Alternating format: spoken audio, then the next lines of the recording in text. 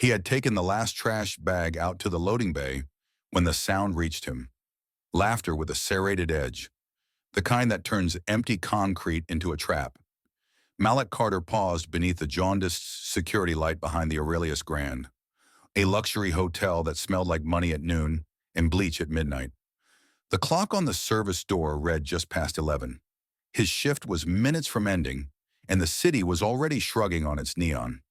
He wasn't supposed to be anywhere except the back corridor with a mop and a checklist. He was supposed to be invisible, but a parking garage has a way of amplifying the wrong kind of energy, and tonight it was amplified enough to shake something old and cold inside him awake. 3 silhouettes boxed in a fourth near a silver coupe. The fourth staggered like a performance wrapped in perfume and designer cloth, the precise choreography of a woman who needed the world to believe she was too far gone to fight. The overhead camera blinked, indifferent and watchful. Malik shouldn't have recognized her at first glance, not at that distance under brutal light. Yet years spent enduring a certain posture made it impossible to mistake. The figure in the tailored coat had commanded and demeaned her way through his days for 24 months. Renee Caldwell, the general manager who could turn a compliment into an indictment by adding a single word. The boss who had reduced him to a job title with the same ease she reserved for reducing staff meetings into warnings. She had the kind of presence that warmed to applause and stiffened at accountability. Tonight, that presence was wobbling on expensive heels, caged by 3 men who smelled like bar receipts and entitlement. Training lives in the bones, long after anyone checks whether you still remember it. Malik's training carried him forward. It arranged his stance and slowed his breath. In Afghanistan, he had learned that the fastest path to escalation is to let your fear get there first. He crossed open ground without hurry, hand empty, posture quiet. 2 of the men read the movement instinctively and abandoned bravado for self-preservation, their laughter thinning as they broke away into the stairwell. The third, unsteady and fueled by poor judgment, flailed with a fist that had never met consequence. What followed was simple physics guided by practice. A pivot, a wrist redirected, a body persuaded to reconsider its plans on the concrete.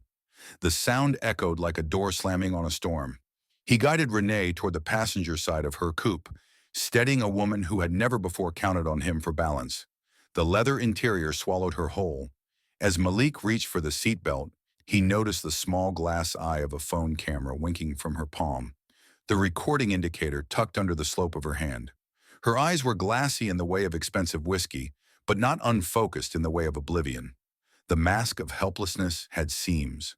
The lot fell quiet again in that peculiar way urban silence does, full of the things it is not. Malik felt the slow drumbeat of adrenaline begin to release. He had done the correct thing for a fellow human being, nothing more, nothing less. He returned to the service corridor with the taste of metal and certainty in his mouth and nodded to the camera above the employee entrance, which blinked in its own version of a salute. Sleep did not follow him home. Instead, he sat at a laminate table by a window that looked over a Queen Street where headlights moved like fish in a nighttime river. His laptop hummed. A folder he had curated for 6 months. Timestamps, emails, recordings cleared by policy, notes as meticulous as prayer, opened where it always did, waiting. He added an entry he had never expected to write. The boss in danger, extracted. 3 assailants dispersed. Security footage presumed. He noted something else too, with the same clinical care he reserved for mopping blood or wine from marble. The boss's intoxication was at least partially theater. A recording device was active prior to the confrontation. The phone call that preceded the ambush contained phrases about a personnel problem that needed quiet removal. Malik did not know that the hotel's cameras had collected audio along with light. He did not yet know that the lens had captured everything. The men closing in, the arc of their arrogance, the choreography of his calm, the phone with its red dot, and the words spoken just before that dot began to blink. He did not know, but the city knows how to keep receipts, even when people prefer to misplace them. Morning arrived with hotel lobby brightness, the kind that pretends last night never happened. Polished brass, a scent like money wrapped in citrus, a piano that played songs people recognized just enough to feel sophisticated. Malik pushed his cart across the glossy floor, a constellation of supplies ringing softly in their plastic carriers. He moved through the crowd the way water moves around stone. He had perfected the art of performing invisibility, not as surrender, but as surveillance. People reveal their real selves to what they believe cannot act. Renee entered not behind the wheel of her convertible, but from the back seat of a rideshare, a rare concession from a woman who preferred to be in control of the narrative in the car. Sunglasses covered the top half of her face. The bottom half was set in a straight line that did not know how to be grateful in public. But she did not pretend. For the first time in years, she approached without an agenda masquerading as a question. She uttered thanks that did not sound practiced. Her hands shook in a way that betrayed more than hangover. She lingered as if there were more, but left before truth could trip her. Malik returned to the cart, to the floor, to the ritual that had saved his mind in a war zone. Do the next necessary thing. In his pocket, a text from Thomas Rivera pulsed once, nothing more than a name and a time. Thomas headed security with the calm pragmatism of a Navy veteran who had cleaned up messes no one puts in recruiting brochures. Months earlier, they had recognized the same map in one another's eyes. The text meant the security room, the monitor wall, the file tree that decided which evidence would live forever and which would vanish in a policy laundering archive. By noon, the lobby returned to its choreography of check-ins and carry-ons. By evening, it returned to something closer to a stage. Power loves an audience. Renee found one where she always did. Congregations of guests, staff in neat lines, a visible stain on a gleaming floor. The moment organized itself with the inevitability of a script she had rehearsed for years. She posed complaint as command and humiliation as housekeeping. She pointed, not with a finger, but with a history, at the mark on marble in the man with the mop.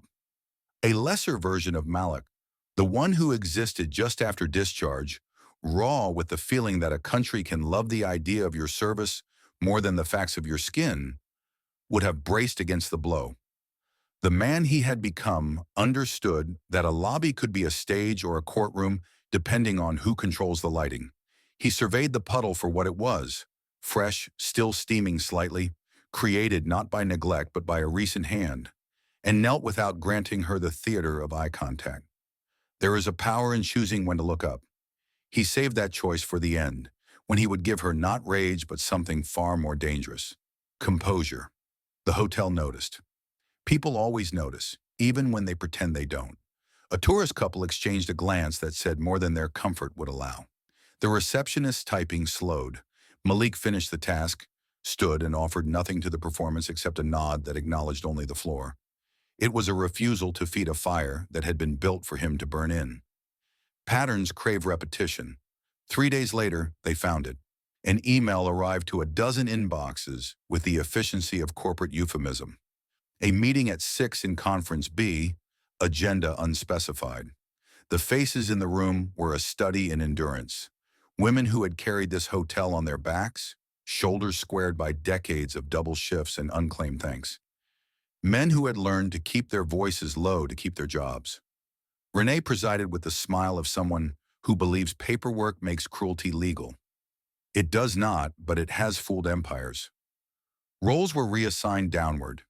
Tenure was erased with bullet points. 3 women of color with more years of service than the property itself were told their positions no longer aligned with strategic objectives. The phrase landed like a guillotine stroked by velvet. Malik absorbed the words as data and date stamped them in his mind. He too received a new portfolio, tasks designed to exhaust and degrade, to push a body toward resignation so a file would read voluntary separation. He asked a single question about approval protocols, not for permission, but for the record. The smile across the table twitched. He left the room with a rhythm in his step that felt nothing like defeat. Tomas was waiting in the basement with a black coffee and a file tree on a monitor lit metallic blue. Cameras, it turned out, collect more than light. The parking garage had already given up its confession, including the phone call just before the confrontation. Renee's voice measured and sober, referencing a personnel problem that needed to be handled without the burden of HR scrutiny. The phrase about the observant janitor that made Thomas mutter a curse in 2 languages under his breath. There were other recordings, all staff-facing cameras within the legal regime of notice and policy, each a shard of a mosaic. In one, Renee described her plan to elevate standards by removing what she called the wrong fit for the brand. In another, she laughed in a private call about reminding certain employees of their place. Email archives stitched the audio to text. The pile began to look less like rumor and more like gravity. Malik could have pulled the lever then. Thomas urged it with the impatience of a man who had seen fairness delayed too often to trust it would arrive, if not summon. But war had taught Malik something else. Panic makes powerful people careful. Overconfidence makes them clumsy. He would wait for clumsiness. The moment arrived with international flair and an agenda printed on linen paper. A delegation from Tokyo stepped through the revolving door with a look that suggested they measured value by more than chandelier wattage. The lead investor, Kenji Mori, was known among those who read the footnotes as a man who believed culture was not a brochure word. He was polite to a fault and ruthless when respect proved to be a costume. Renee had prepared for weeks, polishing not just the floors, but the fiction that floated above them. She had turned the staff into props and the lobby into a glossy argument for her indispensability. At 10:47 a.m., the lobby's rhythm faltered. Phones can do that, and one did. Hers. Corporate HR calls with a tone that is always both apology and accusation. From across the marble, Malik read the micro-expressions as if they were subtitles. Disbelief performed for an invisible jury, defensiveness masquerading as righteous indignation, and then, for a sliver of a second, the flash of knowledge that you are not the protagonist of the story you have curated. Kenji Mori watched too. Men like him do not invest only in assets. They invest in patterns. By 10:54, the lobby became a crossroads. Two women in suits and a man with a camera entered with the unhurried purpose of people who already have the story. An investigative reporter introduced herself not with the swagger of ambush journalism, but with the careful diction of someone who has receipts. Her questions referenced specific dates, specific phrases uttered in specific rooms that had believed themselves private. Within seconds, the head of security arrived, not as an employee but as a witness, carrying a folder thick enough to alter posture. At his side stood a civil rights attorney whose calm suggested he had weighed the evidence and measured his words accordingly. It unfolded with the inevitability of water finding its way downhill. Policy citations replaced platitudes. Audio excerpts summarized patterns without need for adjectives. The investors withdrew their warmth with the same care they had offered it. Courtesy remained, but interest did not. Kenji Mori conferred in Japanese with colleagues who wore restraint, like a tailored suit, and then informed the room, with respectful clarity, that his firm did not align with organizations whose internal culture endangered dignity. The partnership that had been pre-written in Renee's imagination evaporated in a sentence. In that moment, Renee did what powerful people often do when their costume is ripped at the seam. She looked for a face to save her story. She found Malik's. She attempted to reach backward toward gratitude, as if last night's rescue could be a rope that would pull her out of the grave she had shoveled. He met her gaze with the same steadiness he had offered in the parking garage, except this time there was no body to lift, only a boundary to maintain. The same compass that had carried him toward danger to pull a person from harm now carried him toward truth to pull his colleagues from a different kind of harm. Rescue without accountability is merely postponement. He had learned that the hard way. The class action paperwork moved with the efficiency of people who had done this before because they had been forced to. HR launched an internal review that quickly realized it would need to be external if it wished to be believed. The company's lawyers began to perform the contortions that pass for contrition at that altitude. The cameras rolled just long enough for the story to migrate from local outrage to national lesson. Then the lights cooled, as they always do, and something more important took their place. Consequence. 6 months writes a different story when justice is not only performative. The Aurelius Grand's gold letters still caught the sun at the same angle, but the air in the lobby carried a new element, oxygen. The chain changed hands in a transaction that spoke in numbers. The culture changed hands in a transaction that spoke in choices. Malik adjusted a tie that felt like both costume and truth, and stepped through the revolving door not to push a cart, but to lead a morning huddle. His nameplate no longer hid behind a job function. Director of Operations does not erase what came before it. It avenges it by turning survival into structure. The settlement, parceled by evidence and injury, did what money does when paired with meaning. It stabilized lives that had been rattled and funded, futures that had been deferred. The three women who had been cut under the euphemism of strategy wore new name badges in positions of authority, not as compensation, but as recognition. Training manuals were rewritten by people who had been subjects of old manuals rather than authors. Complaints no longer disappeared into a portal. They triggered a process with a chain of custody that could be audited without an act of God. Tomas moved from the basement to a corporate role where security meant safeguarding people, not reputations. Kenji Mori returned with the same calm he had left with, accompanied by partners who understood that integrity is not a line item, but an operating system. They shook hands with a team that looked like the city it served. The investor who had withdrawn his capital returned to invest in something rarer: trust. Renee's name migrated steadily from daily schedules to legal filings to cautionary tales told over coffee by people who remembered when certain things were normal. A message arrived in Malik's inbox from a familiar name, the tone straining for magnanimity. He did not answer. Silence can be a kindness. It can also be boundary. He chose both. The lobby now tells a different story at 10 in the morning. Guests still cross it with rolling luggage and lives. The staff will never fully know. The piano still plays songs generous enough to be recognized. But watch long enough and you notice what changed. A housekeeper jokes with a front desk supervisor without glancing over her shoulder. A maintenance tech flags a safety concern and receives a response measured in minutes, not excuses. A new hire who could be Malik 10 years ago stands at the edge of a morning briefing, shoulders squared the way possibility makes them. The general manager, new, thoughtful, aware that authority is a borrowed garment, ends the meeting with a sentence that would have been unthinkable 6 months earlier. The standard here is dignity, not optics. That night, Malik sits again at the same table in the same apartment by the same window. Outside, the river of headlights keeps its appointment with the night. Inside, a different set of folders fills his screen. Orientation modules that mention fairness before profit, emergency procedures that include mental health, a performance rubric that rewards the quiet bravery of consistency as much as the loud bravery of heroics. He scrolls past the old files, dates, recordings, the patient architecture of a case built by a man who refused to rage because he preferred to win, and files them under a label he never expected to use: resolved.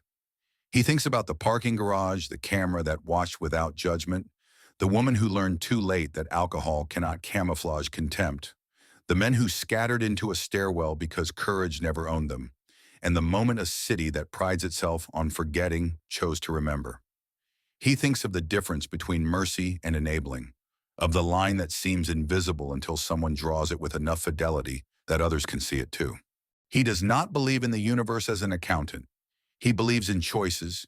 He believes that some nights you walk into a garage because you are built to intervene, and some mornings you walk into a lobby because you are built to rebuild. He believes the best revenge has nothing to do with gloating and everything to do with replacing a rotten beam with a better one and then inviting everyone to stand on it. He believes, finally, that character is not what rescues you in a crisis.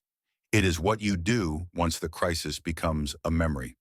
The Aurelius Grand's revolving door turns and turns, bringing in new stories and letting others go. On a small plaque near the employee entrance, someone from HR with a good memory and a better pen has engraved a sentence the staff proposed and approved. No one here is invisible. Below it, in smaller letters, another line completes the creed. Respect is not a perk, it is policy. The camera above the door blinks. It will keep blinking long after the lobby forgets the shape of this day. But the people inside will not. They will keep telling the story, not because it flatters them, but because it instructs. A single black janitor saved his boss in a parking garage and did not let that one decent act erase the indecent pattern that followed. The next day, she didn't pretend to forget. The city didn't either. And when the time came to choose what kind of place the lobby would be, he chose calm over spectacle, process over fury, justice over theater. When the floor gleams now, it reflects more than chandeliers. It reflects a standard that took a fight to set. It reflects a man who learned in a war zone how to be steady and in a hotel how to be strategic. It reflects a staff that no longer lowers their voices when they speak their truth. And if you stand there long enough, you might see your own outline too, sharper than before, reminded that the most transformative victories are rarely loud. They are the kind of quiet that changes what people think is normal.